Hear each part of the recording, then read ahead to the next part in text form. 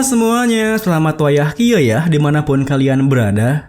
Kembali lagi bersama Mamang dan di video kali ini kita bakal lanjutin manhwa Trans Institute. Kita masuk di part 44. Di awal video ini, malam harinya Kim Jun yang tengah berjalan pulang merasa lucu dengan komentar para netizen di konten Fightful TV. Ditambah lagi, ia merasa Nuna Seohyun seperti malaikat karena memberikan semua hadiah uang prize poolnya 6 miliar. Hal itu pun membuat Kim Jun ingin segera tiba di akademinya dan menyadap semua eliksir yang ia dapatkan sebelumnya. Namun, tiba-tiba saja ada seorang perempuan yang muncul menghalangi jalannya, yang mana ternyata adalah Lee Ha-yeon. Lee Ha-yeon yang sungguh menunggunya dengan malu-malu mengajak Kim Jun berbicara. Namun Kim Jun langsung mengacuhkannya, di mana ia melewatinya begitu saja dengan mengatakan jika dirinya tak punya waktu untuk itu. Tentu saja, Kim Jun yang mengacuhkan dirinya membuat Ha-yeon terkejut kebingungan. Hingga Ha-yeon pun mau tak mau berteriak memintanya untuk menunggu. Namun, karena begitu grogi yang bercampur dengan rasa malu, Ha-yeon sama sekali tak bisa mengatakan apapun, meskipun Kim Jun telah berdiri di depannya.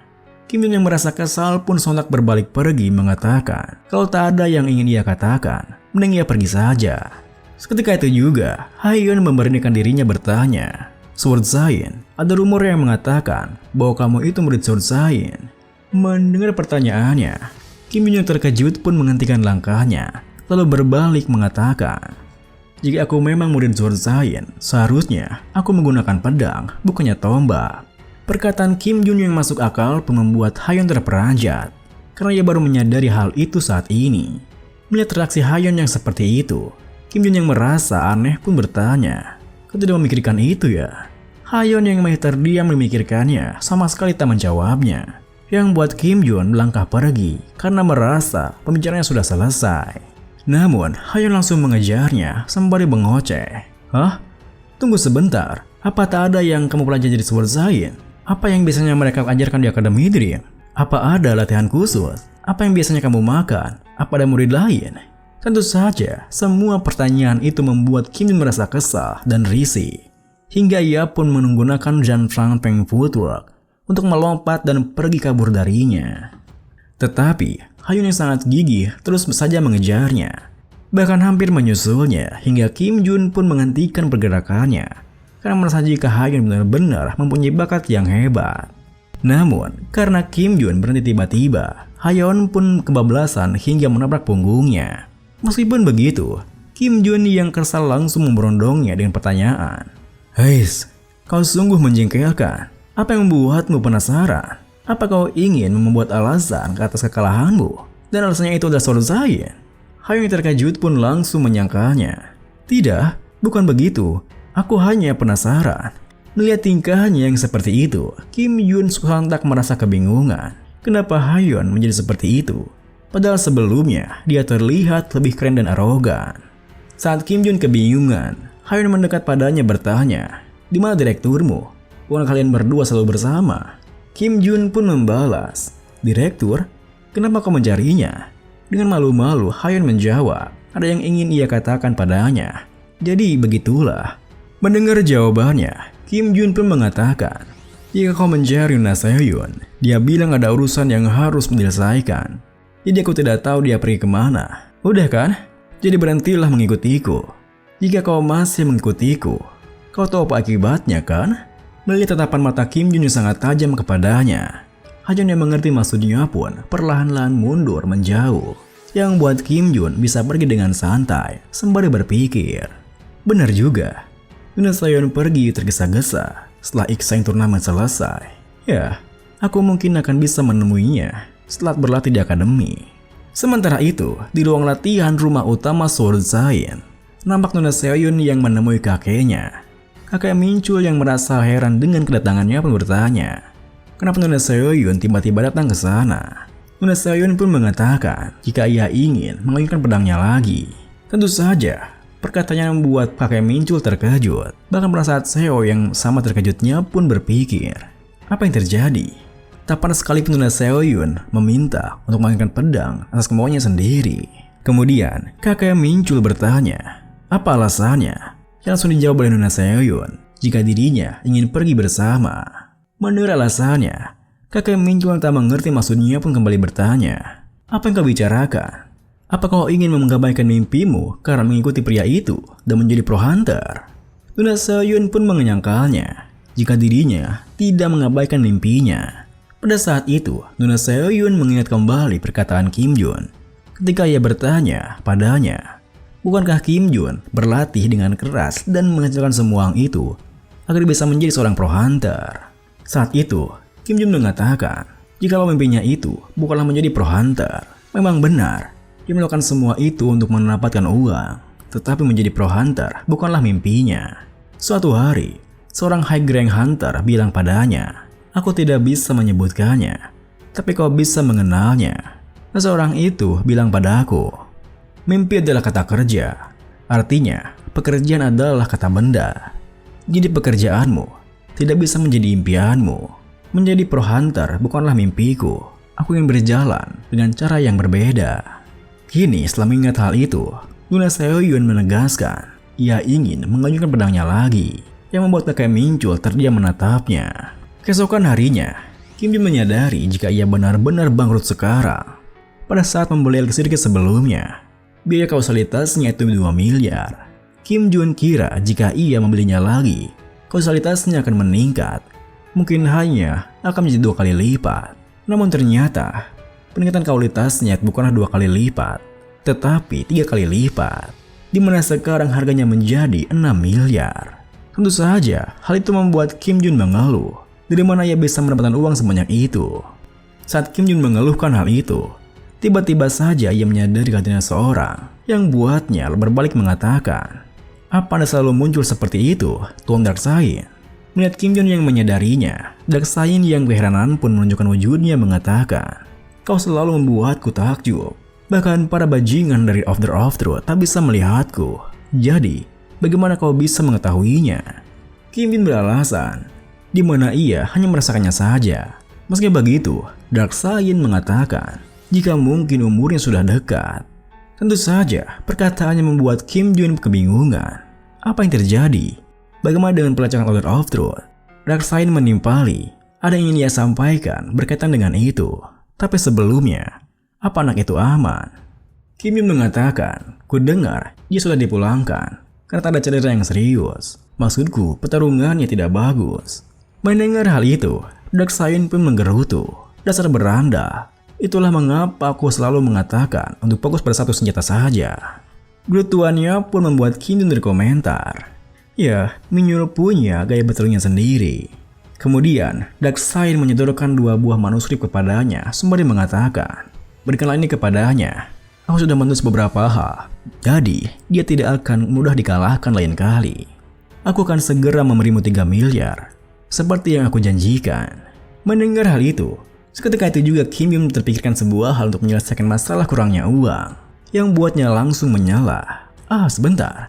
Ada satu hal lagi. Apa Anda tahu bahwa murid Magic Science juga murid Akademi Dream? Darkseid yang baru mengetahuinya pun bertanya, "Murid Magic Science? Maksudmu Jung Jimin? Apa dia di sini?"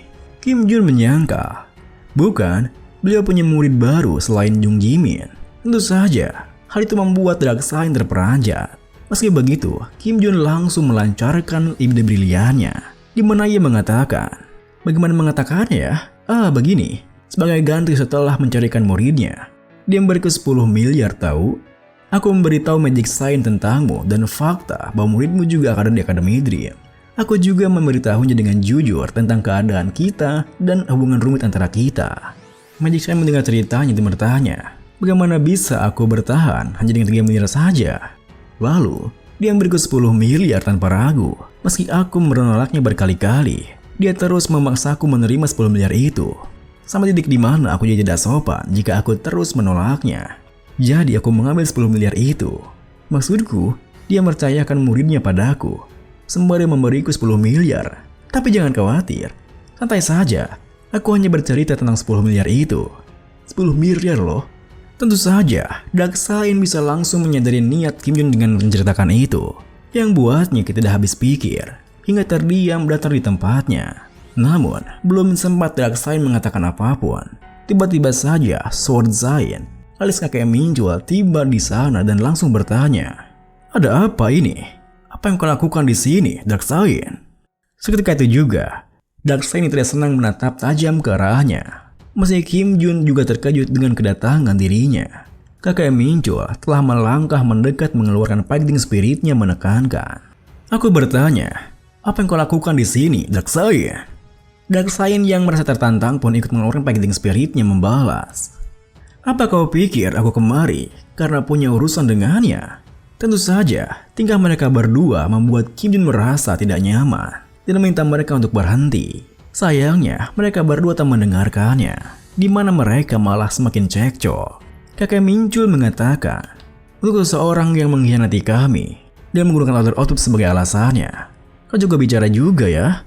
Darkseid membalas, itu bukan pengkhianatan, tapi peringatan. Kaulah yang tidak mendengarkan atau mempercayaiku. Kakek Minchul pun menimpali, peringatan? Apanya itu yang bisa kau ucapkan setelah mengkhianati kami? Darkseid berkelit. Bagaimana denganmu? Bukankah kau dipermainkan oleh Order of Truth? Sebagai gantinya, kau... Melihat tingkah mereka berdua yang terus mengabaikannya, Kim Jun menghela napasnya mengatakan, sepertinya kalian ingin bertarung ya? Tapi bisakah kalian mencari tempat lain? Astaga, astagfirullahaladzim. Kalian malah mengabaikanku. Mau bagaimana lagi kalau gitu? Tepat setelah mengatakan itu, Kim Jun menghentakkan kaki kirinya, di mana ia juga mengeluarkan fighting spirit yang besar. Hingga Darkseid dan juga Swordseid pun sontak berhenti cekcok. Bahkan mereka berdua memikirkan hal yang sama. Apa-apa dengan fighting spiritnya? Bagaimana dia bisa jadi sekuat itu dalam waktu yang singkat? Lalu, saat mereka berdua menatap Kim Jun dengan wajah terkejutnya, Kim Jun pun langsung mengomelinya. Akhirnya kalian berhenti. Gedung ini nyaris runtuh karena kalian berdua. Darkseid, apa yang akan Minyu lakukan jika akademinya runtuh? Apa kau akan melemparkannya ke hutan lagi, Dan kau juga, Swordseid. Jika akademi ini berhancur, apa alasan yang akan kau gunakan untuk bertemu dengan cucumu? Aku tidak tahu apa yang terjadi antara kalian berdua. Tetapi, jika kalian ingin bertaruh, tolong cari tempat lain saja. Mendengar omelan Kim Jun, mereka berdua yang masih ngambek pun langsung berkelahi satu sama lain. Meski begitu, Kim Jun yang merasa lega mengatakan, mari kita lanjutkan pembicaraan kita tadi, Darkseid. Bukankah ada yang ingin Anda bicarakan tadi?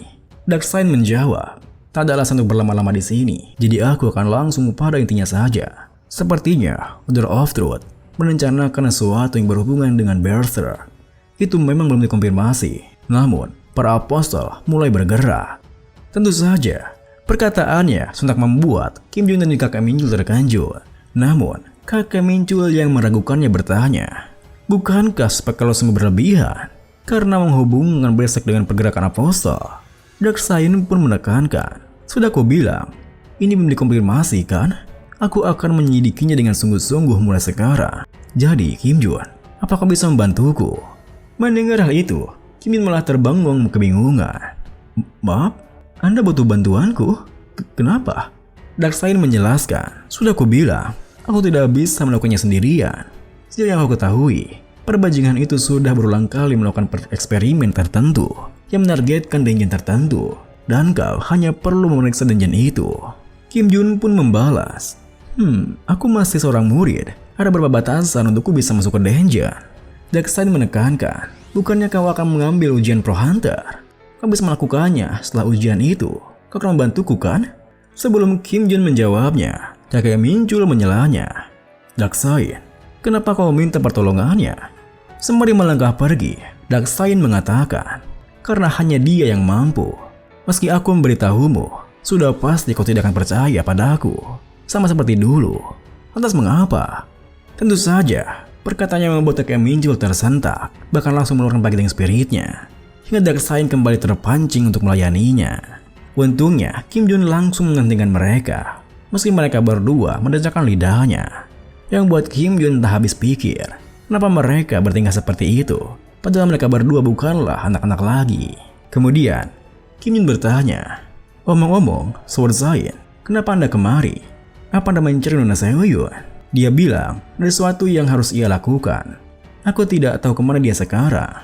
Mendengar hal itu, kakek Minchul pun terdiam, di mana ia mengingat kembali perkataan Nona Seoyun semalam yang ingin mengayunkan kembali pedangnya. Hal itu membuatnya menatap Kim Jun dengan tajam karena berpikir, apa hebatnya bajingan ini? Tentu saja, tatapan tajam yang membuat Kim Jun kebingungan hingga ia bertanya, kenapa Anda menatapku seperti itu?" Ini pun diakhiri dengan, di tengah kebingungan Kim Jun, tiba-tiba saja mereka bertiga merasakan adanya kehadiran seseorang yang buat mereka langsung bersiaga. Bahkan kakek Micu langsung bergerak untuk menangkap seseorang itu. Jeng.